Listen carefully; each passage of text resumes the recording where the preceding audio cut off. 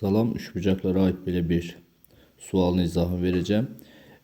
Deməli, əslində bu sual ilk baxışda dördbucaqlılar sualına oxşuyur, amma ümumi olaraq üçbucaq sualıdır bu. Bu sualda sadəcə şəkilə baxış tərzini dəyişmək lazımdır biraz. Necə? Şərti oxuyaq. Yazı şəkildə ABCD dördbucaqlısında bucaq B 90 dərəcə, ABD 60 dərəcə, AB 7, BC 4 kök altında 3 olarsa, AD X-in uzunluğu bizdən soruşur.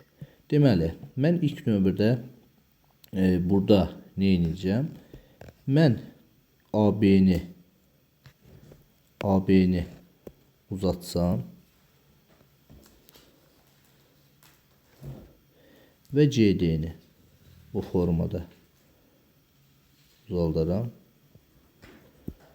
Buradan mən artıq 60 dərəcə və 60 dərəcəlik bir üçbucaq olanda bu təpə nöqtəsinə tutalım ki, bir K desəm və buranı da bu üçbucaqda 60 dərəcə olduğunu görürəm.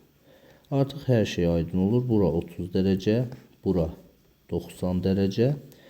60 dərəcə bucaq qarşısındakı katet 4 kökdə 3-dürsə, 30 dərəcə bucaq qarşısındakı katet olur 4.